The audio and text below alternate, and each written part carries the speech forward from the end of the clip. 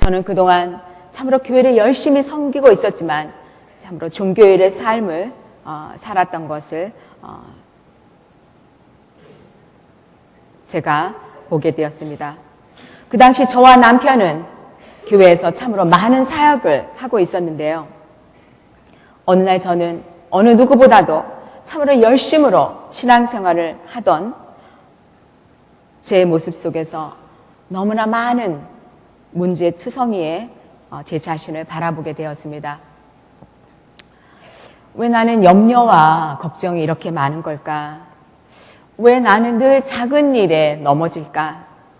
왜 나에게는 참 기쁨과 만족이 없을까? 왜 나는 자유함이 없을까?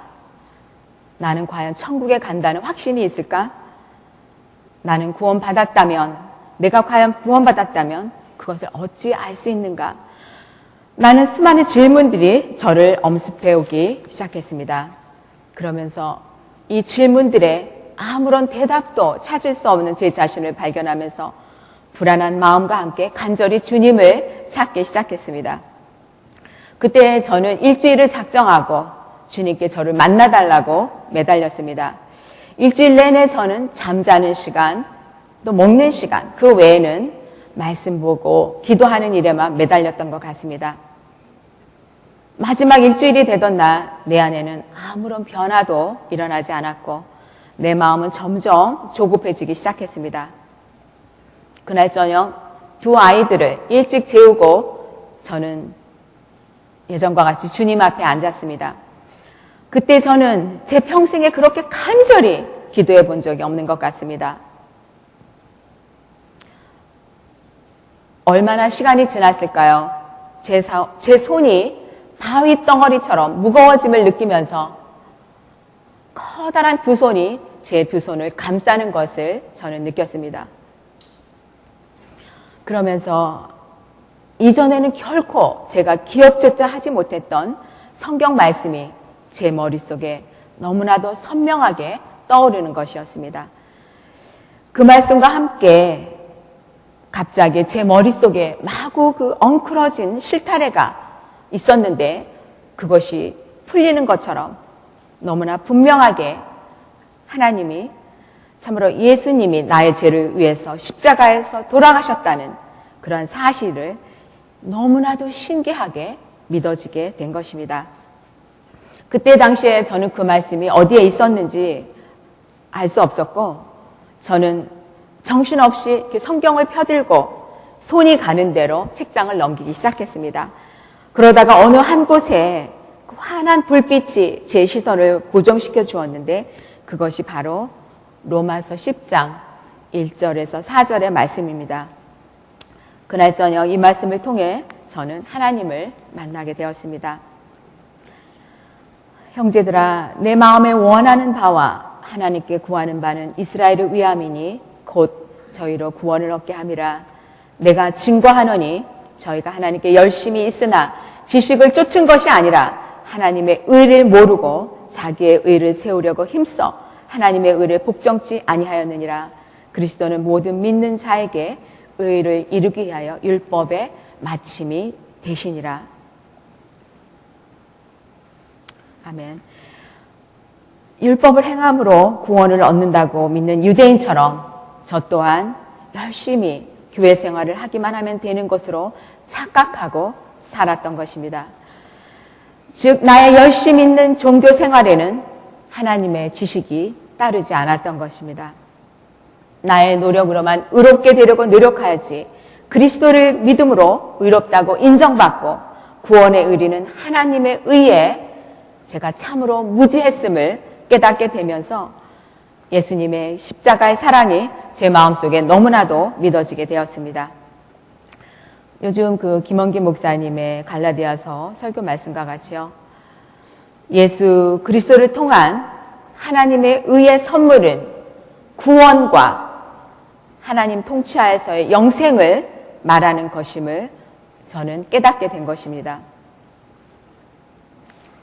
그리고 그날 밤 하나님은 꿈속에서 다음과 같이 적힌 커다란 현수막에 한 말씀을 하늘 이 끝에서 저 끝까지 걸어 놓아 주시면서 저에게 보여주셨습니다.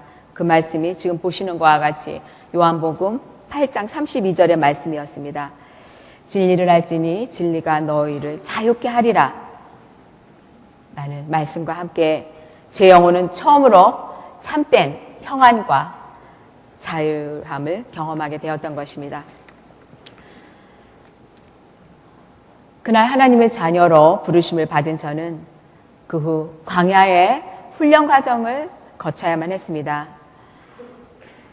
당시 제가 섬기고 있는 교회에서 3년에 걸쳐 제자와 사역 훈련을 마치게 하셨고 인간관계의 훈련을 통해서 그리스도의 심장으로 이웃을 사랑하라고 강권하셨습니다. 그때 하나님께서 저를 훈련시킨 관계 중에서 남편과의 관계 회복을 위해서 제가 하나님께서 어떠한 일을 하셨는지 잠시 이 시간 나누고 지나가려고 합니다. 저희 남편은 믿지 않은 분이었어요. 저와 결혼을 하면서 교회를 나가게 되었고 세례를 받고 미국에 함께 이민을 오게 되었습니다. 저는 남편과 살면서 참 저와 생각이 달랐고 가치관이 다르고 더더군다나 남편의 세상적인 모습 속에서 참 불평이 많았습니다.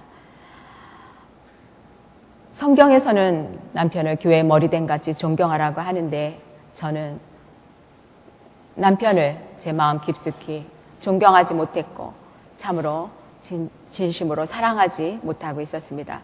하지만 남편은 참으로 성실한 분이었고 저에게는 참으로 잘 대해주었습니다.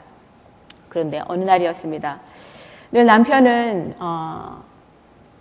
조금이라도 집에 올 시간이 늦게 되면 저에게 늘 전화를 해주는 그런 분이었는데요. 남편이 보통 7시 반쯤 집에 오게 되는데 8시 반, 9시 반, 10시 반이 돼도 남편은 집에 오지 않는 것이었습니다. 저는 갑자기 저녁도 먹을 수가 없을 만큼 가슴이 답답해지면서 왠지 불안한 마음이 저를 감싸기 시작했습니다. 12시가 되고 2시가 되고 새벽 동이 틀 때까지 저는 소파에 앉아서 집 밖을 쳐다보고 있었습니다. 그러면서 하나님께서는 수많은 생각들을 저에게 던져주셨습니다. 그리고 하나님께서 수많은 것을 저에게 말씀하셨습니다. 저는 그때 하나님께 기도하면서 하나님 어디에 있든지 함께 해주세요 라고 기도를 했습니다. 왜냐하면 그때 저희 남편은 필라델피아에서 사업을 하고 있었는데요.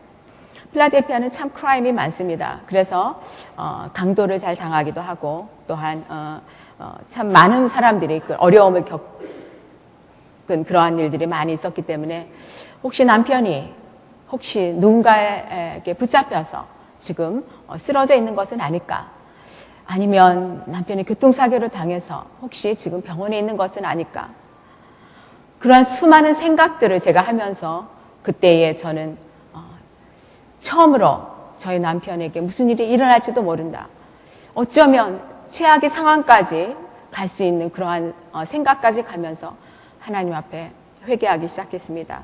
왜냐하면 그때 저는 남편과의 관계에서 참으로 힘든 관계에 있었고 교회에서 제자훈련을 하면서 제가 하나님을 만났으면서도 제자훈련을 하면서 저에게 주신 그 숙제가 뭐였냐면 남편에게 발을 씻기면서 사랑한다는 말을 하고 그 말을 하기 전에 저의 감정을 적고 또한 그 남편의 그 반응을 적는 것이 저의 숙제였어요.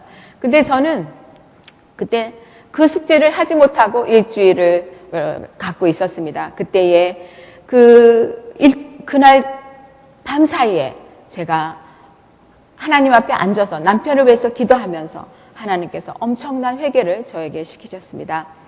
저희 교만함과 완악함과 하나님께서는 모든 저의 그 행동들을 기억하게 하시고 저를 훈계하셨습니다. 새벽녘이 되어서 저희는 가까이 있는 병원에 그리고 경찰서에 연락을 해보았습니다. 그런데 이상하게도 어느 병원이든 어느 경찰서에든 사고 기록이 없었고 병원에 입원한 환자가 없었습니다. 12시가 다 되어서 낮 12시가 되어서 저희 시집 식구와 저는 남편을 실종 신고를 경찰에 하게 되었습니다. 그러던 중에 1시 반쯤 되었을까요? 저희는 전화 한 통